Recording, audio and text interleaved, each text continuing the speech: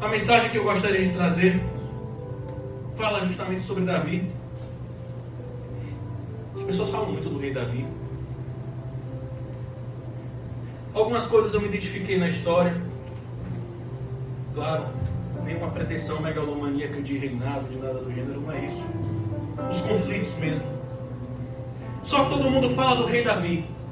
Pula rapidamente. Um menino no pasto, no campo, e de repente matou Golias e virou o rei. Eu quero falar um pouco sobre os arquétipos. Sobre o simbolismo do jovem Davi. Eu pesquisei muito sobre o tema e eu vi que poucos pregadores falam sobre o assunto. E os que falam não entram de maneira profunda, só pincelam. E eu convido a igreja para abrir a palavra em 1 Samuel 17, 37. 1 Samuel 17, 37. Eu vou ler na versão da NVI, uma linguagem mais clara e mais simples, porque eu entendo que podem ter pessoas que são novas na fé.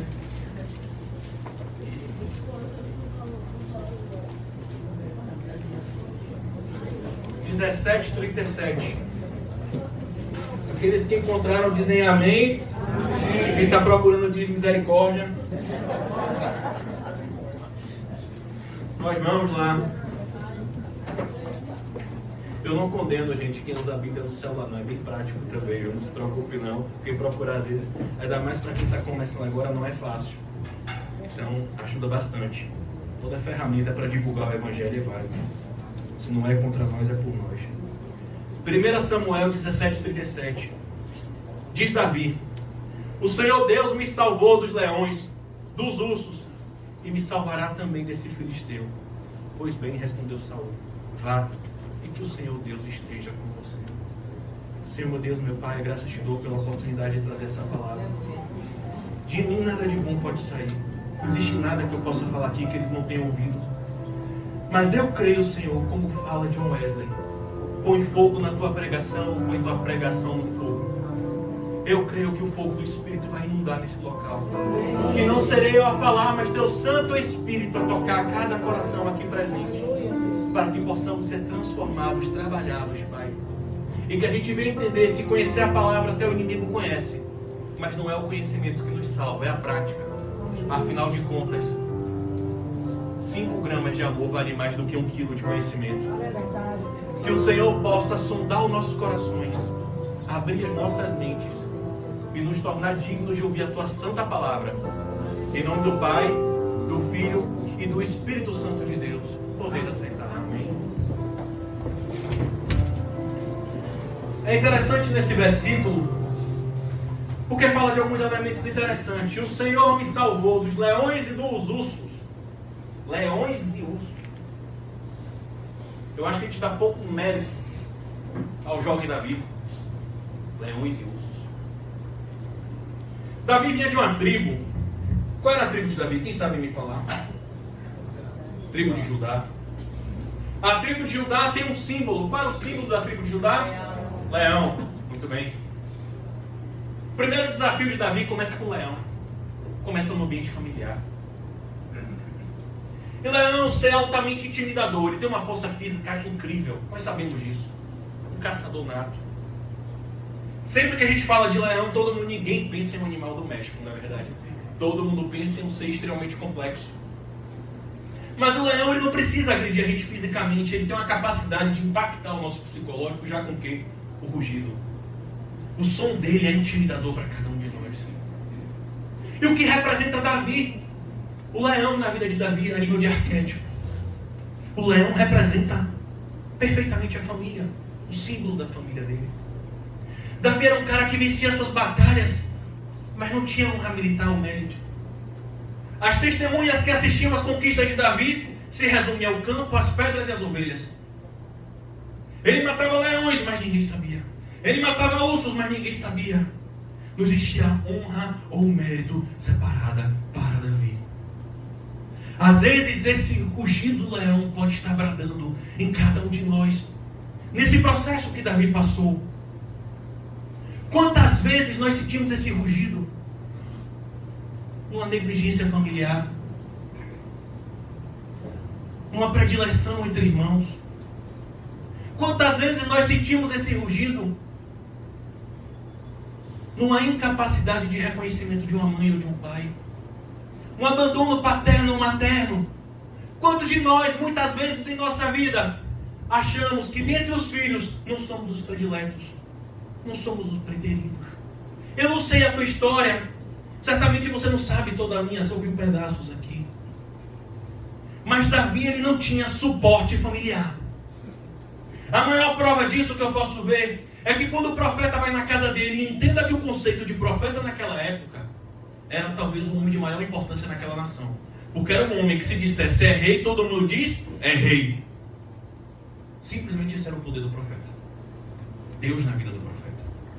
E quando o profeta pergunta sobre os filhos, o pai não tem a capacidade de apresentar Davi. Ele omite. Imagine que era um homem que tinha a capacidade de transformar realidades com a sua palavra. É rei, é profeta, é levita, que seria. Mas o pai não chama Davi. Você vê que Davi, de certa forma, ele não era predileto. Ele não era visto como o melhor a ser apresentado. E assim nossas vidas muitas vezes. Talvez Davi naquele momento sofresse de dilemas terríveis. Mas a gente percebe também que isso tem um modus operandi muito forte. Quando Deus chama Abraão, ele fala, sai do meio da tua... Perfeito. Jesus Cristo vai dizer que o profeta não tem honra na sua... Você percebe que a ruptura sempre faz parte do processo dos escolhidos do Senhor. Você percebe que todo escolhido do Senhor passa pela falta de suporte em algum momento da sua vida. Porque todo escolhido precisa ter uma confiança plena que o seu maior alicerce, que a sua maior rede de apoio não é pai, não é mãe, não é ministério, não é família, é o Senhor Jesus Cristo, o Todo-Poderoso Senhor.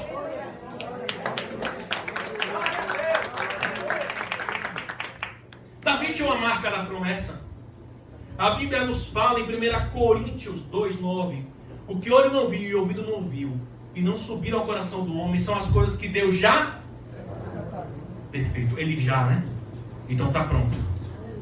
O que Deus tem para a sua vida hoje à noite, o que Deus tem programado para você já está escrito e ninguém pode tomar. Mas existe uma coisa, você já está preparado, por que não recebemos? Porque nós precisamos ser transformados. Já está pronto, mas Davi precisava ser forjado. Existia o Davi da promessa, mas o Davi de fato ainda não tinha chegado lá. Talvez você esteja nessa noite dizendo, Senhor, por que eu passo por essa prova? O Senhor não prometeu grandes coisas na minha vida? Sim, prometeu, mas a questão não é por que você passa. Senhor, o que eu posso aprender de lição para chegar no meu eu da promessa? Então o desafio do leão nos desperta para algo poderoso. Os grandes homens e mulheres de Deus precisam entender e ter uma confiança inabalável no Senhor. E esse é o desafio do leão. A falta de suporte dos seus. Às vezes uma rejeição paterna, materna, de irmãos, filhos, marido, você fala, eu faço tudo, não reconhece. Esposa, meu Deus, eu faço tudo, ela só reclama. Filhos, meu Deus, eu dei o que eu não tinha, eles nunca são gratos pelo que eu faço. Não importa o que eu faço. E Deus está dizendo, meu filho, para de murmurar. Não é deles o teu suporte é comigo. Aprenda essa lição para você passar para a próxima fase. Quantos aqui creem que tem uma marca da promessa? É bom ter a marca da promessa, né? Glória a Deus. Eu vou dizer uma coisa, não fiquem constrangidos não, porque eu falo para mim, tá? Tem um pregador que eu gosto muito, Paul Washer, e ele fala que se o pregador, quando prega, não se sente constrangido pelo que ele pregou, o discurso está baixo. Ele precisa sentir que ele não está apto ainda para viver aquilo e tem que se esforçar. A pregação verdadeira é aquela que educa vocês e transforma a mim também. Todo aquele que tem a marca da promessa, eu posso dizer uma coisa que a história me mostra, inclusive na de Davi. Você é uma pessoa que tem muitos problemas. Misericórdia. Não é fácil não. Porque a história de Davi me mostra que Deus sempre escolhe o menor da ninhada. Deus sempre escolhe aquele que ninguém dá nada muitas vezes. Deus sempre escolhe aquele que você fala, desse daqui coisa boa não vai vir. Pode coisa boa vir de onde Cristo veio? Quem lembra disso? Olha a história de Davi. Não tinha aparência, não era um grande soldado, não servia o exército, não tinha os atributos que o pai esperava que deveria ter, mas ele tinha a marca da promessa. Quando eu começo a ver Gideão com um grande exército, Deus fala o que para Gideão? Tem muito, diminui. Por que, Senhor? Porque você tem a marca da promessa. E o que isso tem a ver? Quando eu vejo Jesus Cristo chamar seus discípulos, ele chamou filósofos, não chamou os mais intelectuais, na verdade. Chamou saduceus e fariseus, não chamou os maiores teólogos da nata religiosa. Chamou pescadores, cobradores de impostos, que eram vistos como traidores de uma adulta. A marca da promessa significa uma coisa: toda honra vem de Deus e volta para Deus. Deus sempre escolhe o melhor da ninhada, porque quando as pessoas olharem para você, vai entender, não foi ele que fez, foi o Santo Deus, porque não é a sua força através de Deus, mas é a força dele através de você. Deus não compartilha a glória dele com ninguém. Aqueles que todo mundo fala, não vai dar nada. Aqueles que todo mundo fala, não tem aparência, não tem realidade, nunca vai sair nada daí. É os que Deus chama e fala: vou constituir um grande vaso poderoso nas minhas mãos. Então talvez muitas vezes você esteja olhando para a sua realidade e fala: Senhor, eu sou o menor da ninhada. Senhor, eu não falo bem como fala Moisés, eu sou pesado de língua. Moisés é outro que Deus tira do Egito para começar a jornada. Era cômodo começar na corte, né? Mas não. Todo aquele que é chamado por Deus é chamado para uma nova história. Ele vai calcar passos que ninguém antes andou, porque vai ter uma história com o Senhor Jesus Cristo de Nazaré.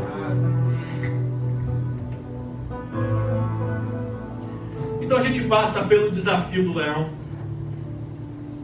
E a gente percebe que talvez muitos aqui olhem sua realidade e falem: meu Deus, mas eu sou pequeno, não sou capaz, eu sou frágil, eu sou fraco. E uma alerta que eu trago para a igreja é: uma igreja que ora pouco tem pouco poder. A força que te levanta e a força que vence o mundo nunca foi a tua força. Se fosse a força de Davi, não tinha derrubado Golias.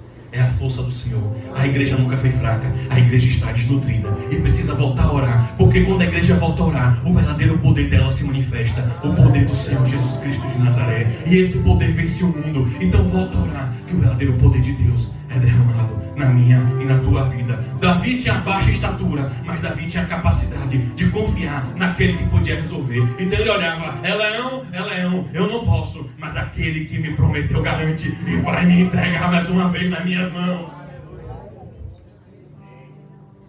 E a gente vai então, depois do leão, fala que ele enfrentou o quê? Que animal? Osso. Perfeito. Que analogia, que arquétipo você representa? Porque o leão é um animal forte, representa a família, representa suporte muitas vezes que a gente precisa ter emocional, rede de apoio. A gente não tem confiança. Como o teu ego está, você é apoio de pai, de mãe, de família dos seus. E Deus estava forjando isso da vida. Mas agora vem o urso. O urso é forte como o leão, não é? Mas ele é maior. Quando ele enfrenta uma presa, ele sobe. Posição de ataque, o urso é muito maior. O urso, assim como o leão, são adversários internos. Internos porque não tem testemunha. A relação de Davi é a relação da igreja com o conflito. O urso são aquelas provas que nós passamos, que muitas vezes nós nos sentimos menores, incapazes de resolver. São aqueles desafios, uma crise de ansiedade, uma depressão, um pânico, uma fobia, uma crise financeira. Aquilo que você fala: ai de mim, Senhor, eu não sou capaz de vencer. Ai de mim, Senhor, Ele é muito maior do que eu. Ai de mim, Senhor, eu sou pequeno. Ai de mim, Senhor, como eu vou passar por essa prova? E Deus vem te dizer: mar calmo não faz bom marinheiro. Ele nos forja em grandes tempestades. Nas tempestades da vida só vai ter Jesus no barco, quem sai para velejar. O desafio do urso vem forjar no eleito, e todos nós precisamos passar pelo desafio do urso. Nós passamos pela crença no Senhor, não é verdade? Falta de suporte para enfrentar o leão. Mas no desafio do urso, Deus está nos ensinando que as batalhas são vencidas primeiro aqui. Deus está formando em Davi um psicológico forte, para quando ele vê grandes adversários, ele olha para Deus e fala: maior é o meu Senhor, maior é aquele que me protege, maior é aquele que me garante, maior é aquele que me guarda. Deus está forjando o psicológico de muitas pessoas aqui, que muitas vezes olham as adversidades e falam: ai de mim, Senhor, como eu vou vencer? E Deus está te dizendo: meu filho, não é você que vence, é a minha força que impacta o mundo, é a minha força através de ti. E essa é a prova do urso. Forjar um psicológico forte o suficiente para enfrentar grandes desafios. Quando a gente vai ver a armadura de Efésios, todo mundo sabe, né? A espada do Evangelho, a sandália da preparação do Evangelho da Paz, né? O escudo da fé, a couraça da justiça, mas aí tem um ponto principal. A salvação está onde? Capacete. A sua vitória está na sua mente. A sua derrota está na sua mente. Quando Jesus ouve: és meu filho amado, de quem me comprazo, a palavra fala que o Espírito Santo logo direciona ele para o deserto. A primeira coisa que Satanás atenta é aqui, ó. Se você é realmente o filho de Deus, dúvida. Porque se ele tira o capacete, ele perde a guerra. O psicológico é o principal para todo escolhido ter forjado. Porque o escolhido precisa saber lidar com grandes provações para ele poder alcançar a promessa que Deus tem para mim e para você. A história do Davi antes do rei é a história de uma preparação para uma promessa. Então a gente passa pelo leão, gerando confiança devido à falta de suporte familiar. A gente passa pelo urso, que gera um psicológico forte para lidar com adversários maiores do que nós mesmos, não é verdade? Você acha que é o suficiente para Deus? Você percebe uma coisa interessante na história de Davi. Tudo que você passa na sua vida tem uma finalidade. Davi estava sendo trabalhado durante todo esse tempo para o primeiro advento público que ele vai enfrentar, que se chama Golias. E é interessante que Golias vai dizer em 1 Samuel 17:43: por acaso, Davi, eu sou um cão para você vir contra mim com pedras e pedaços de pau? O terceiro animal que Davi enfrenta é o cão. O cão é Golias. E agora é diferente. A batalha não é mais íntima, não. Agora tem testemunha. Golias é a perfeita materialização da força do leão e o tamanho do urso. Golias é exigir de Davi, primeiro, confiança. Porque o rei falou: rapaz, você vai enfrentar ele sem armadura? Não sei não. Quero não morrer lá. O exército, ninguém botava fé em Davi. Esse pequeno contra Golias, Golias dava risada. Mas Deus já tinha preparado Davi para saber lidar com escárnio. Deus já tinha preparado Davi para saber que o alicerce dele não era o suporte humano, era Deus. E portanto Davi, quando olhou para Golias, disse: quem é esse circunciso? O Senhor Deus vai me entregar ele nas minhas mãos.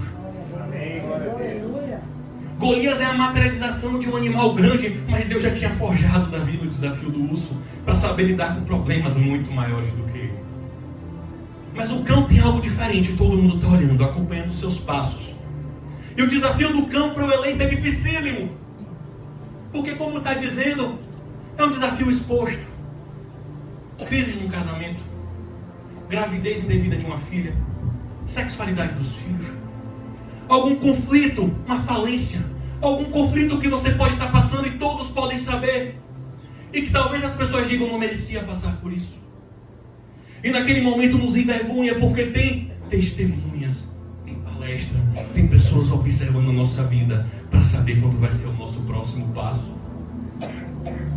Mas Davi precisava agora suportar como eleito e ter a capacidade de estar na posição de destaque, de conseguir bancar o nome do Senhor, conseguir ser referência e não dar um passo para trás, porque Davi começou a partir desse momento, a cada conquista que ele tivesse, a cada mérito militar, seria convertido em testemunho para o nome do Senhor Jesus Cristo de Nazaré. Às vezes a gente passa provas que todo mundo sabe e você fala: Senhor, por que você permite a minha vergonha? E Deus está dizendo para você: não é a tua vergonha, porque onde abundou o pecado, superabundou a graça. A glória da segunda casa é muito maior do que da primeira. Eu vou te exaltar para todo mundo saber e entender que desse local que ninguém achava que coisa boa alguma poderia sair, saiu, mas o mérito não é teu, o mérito é meu.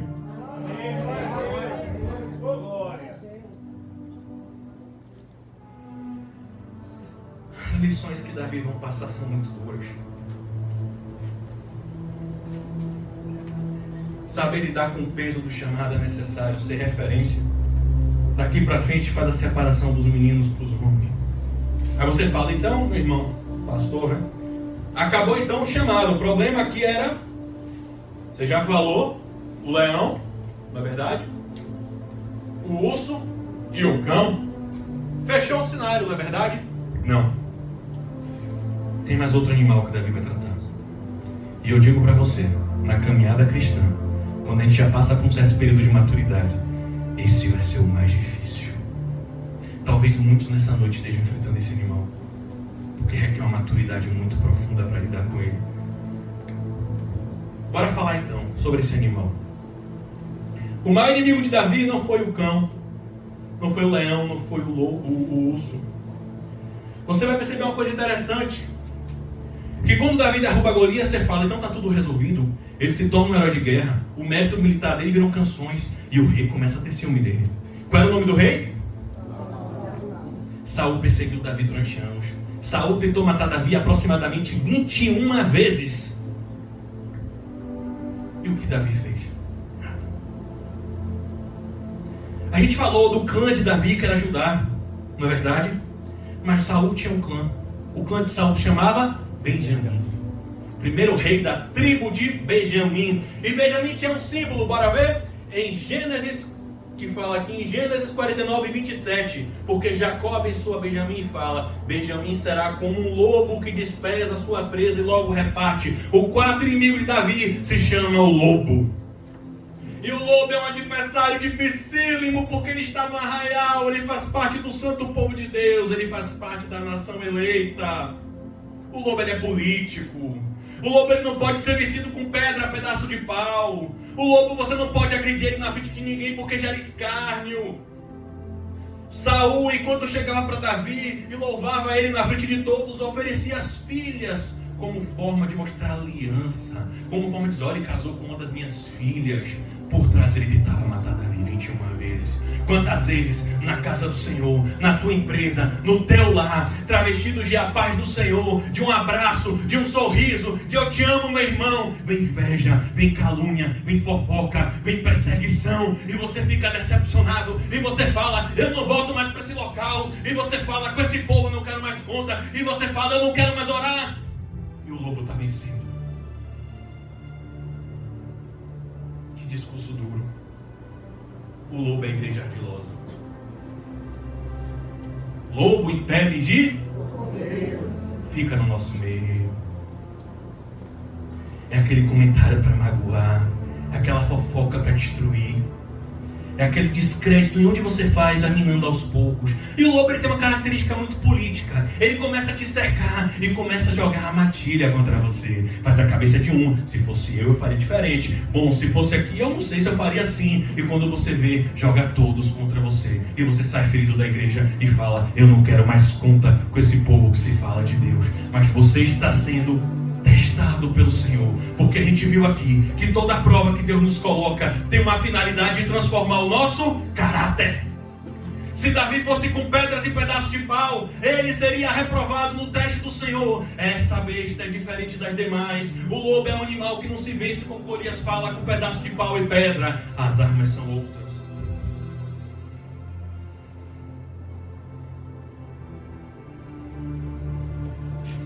Em Mateus 13, 23, o Senhor fala sobre o joio e o trigo.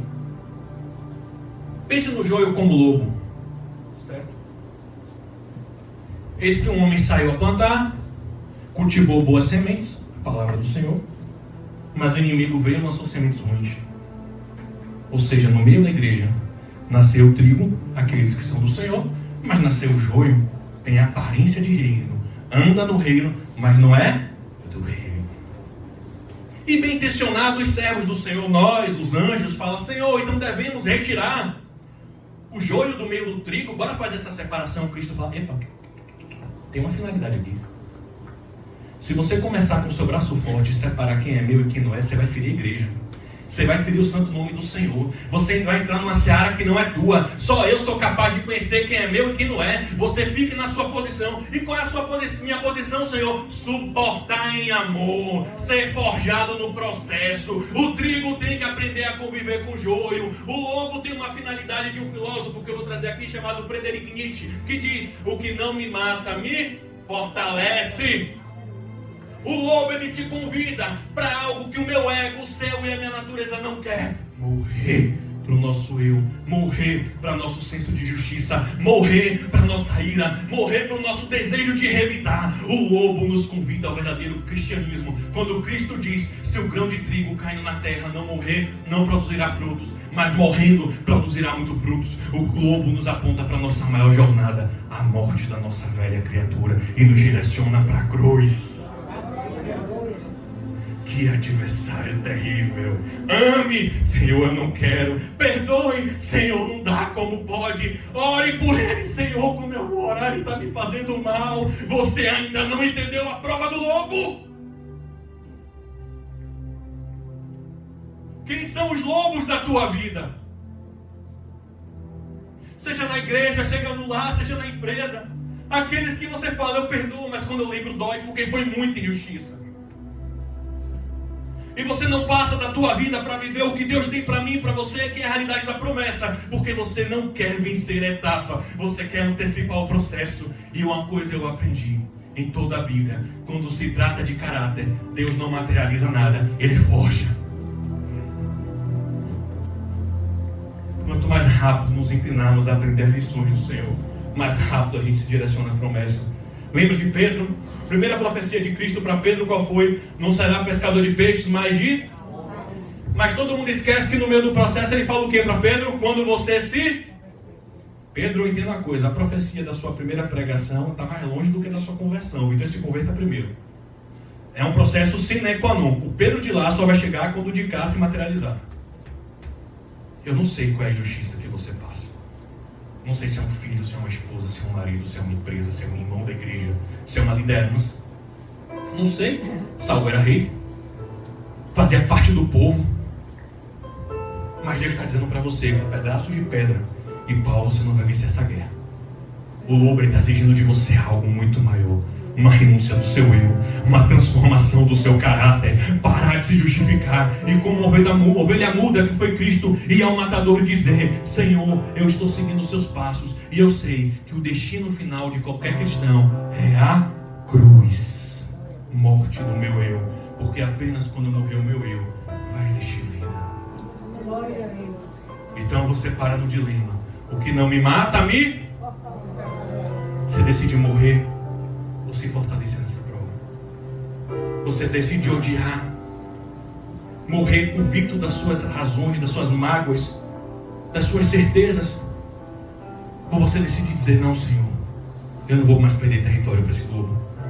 Eu vou ser transformado em minha vida e vou alcançar grandes coisas que o Senhor tem para mim.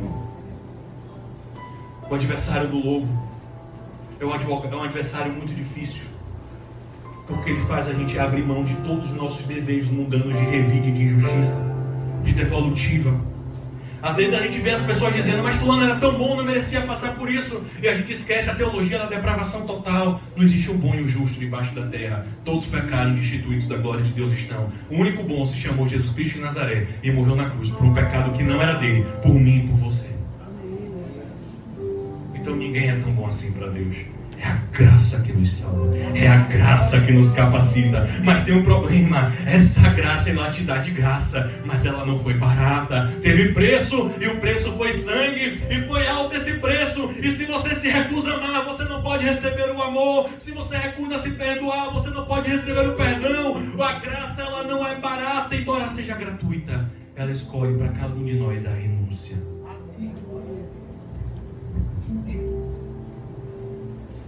Eu sei que é uma mensagem curta, e nessa noite o desafio está posto. Bora tirar o nome Davi. O Espírito Santo de Deus certamente não sabe dizer nomes. Está trazendo a memória de algumas pessoas aqui alguém que machucou, alguém que não foi legal. E dói porque foi injusto. senão a gente não sentia nada. Alguém que você muitas vezes ajudou até na igreja, ou na tua família, ou no teu lar, ou no teu trabalho. E você fala, eu não merecia isso. E Cristo diz para você, eu também não. E o Espírito Santo está inquietando você e o seu ego vai dizer, mas perdoar essa pessoa, amar, e eu sabia que ele ia falar isso. Escolhe se fortalecer ou morrer, meu irmão. Frente ao dilema do lobo, eu te dou duas opções. A primeira, você adoece pela razão. William Shakespeare fala que a falta de perdão é semelhante a um cálice de veneno, que você toma esperando que o outro morra, mas quem morre é você. Você guarda tanta mágoa, eu não perdoo, eu não libero, eu não aceito, ele vai pagar, e o outro está seguindo a vida, e você está psicossomatizando, em pânico, doenças, depressão, manifestações físicas, parando de buscar, parando de ter intimidade, perdendo a tua salvação, porque você decidiu se agarrar à razão, decidiu se agarrar ao seu senso de justiça, decidiu se agarrar à ira e à falta de perdão. Essa é a primeira opção, tá? Difícil na vida não escolher, conviver com a escolha. Você pode escolher essa opção, mas Deus também traz uma segunda opção. A segunda opção é decidir não morrer. É decidir o quê? Se fortalecer. Você transformar essa dor em combustível para a oração. É você transformar essas lágrimas em incenso. É você transformar esse peso que dá vontade de cair. Fala, se for para cair, que seja de joelhos. Se for para chorar, que seja para transformar em incenso. Se for para gritar, que seja em clamor ao nome do Senhor. Eu vou me curvar à cruz e vou perdoar. E vou declarar amor. E vou declarar mudança na vida dessa pessoa. Até que o meu coração humano venha a ser transformado. E eu possa viver o perfeito amor de Cristo em minha vida. E que haja uma verdadeira conversão na minha vida. Que haja uma verdadeira transformação da minha vida. Porque Evangelho não é o que você fala que determina quem você é o que você faz. É muito bom dizer Deus é meu tudo, Deus é meu universo. Não fale que Deus é seu tudo. Viva Deus como sendo o seu tudo.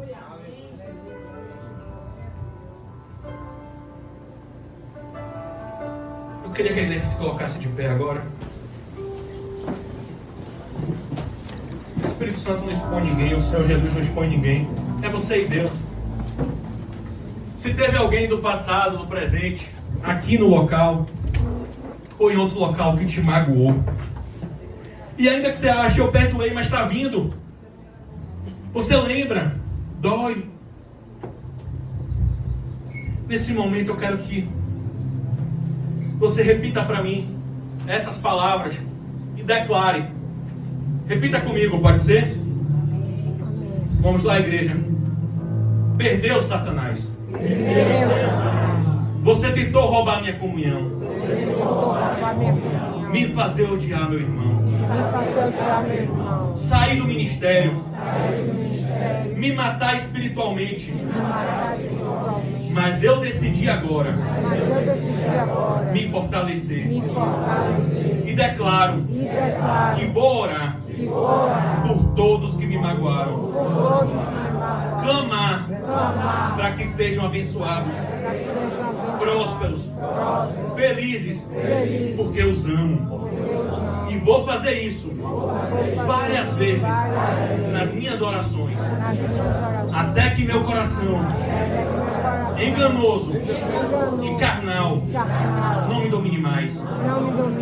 O meu ego vai morrer.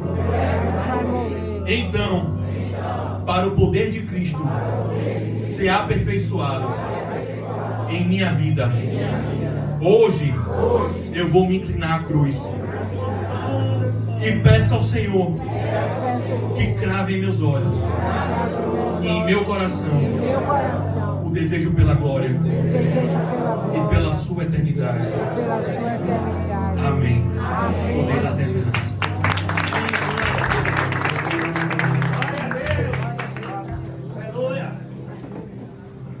Uma mensagem curta, não é? Eu falei aquilo que eu sentia que eu precisava para mim também. Deus tem me trabalhado muito com essa mensagem. Espero que tenha trabalhado em vocês. Deus nos chamou para não sermos meninas e meninos, mas sermos homens e mulheres de Deus. E se antes a gente se afastava para perder território, agora a gente vai abraçar nosso lobo. Porque quando a gente está em bem com o Senhor, até os nossos inimigos estão de paz conosco. Por fim, eu quero fazer um breve comentário. Pode parecer óbvio. Não se preocupe não. Mas vocês sabem por quê? Davi, ele não morreu pro lobo. Porque a tribo de Davi tinha um símbolo. A tribo de Davi tinha um leão da tribo de Judá.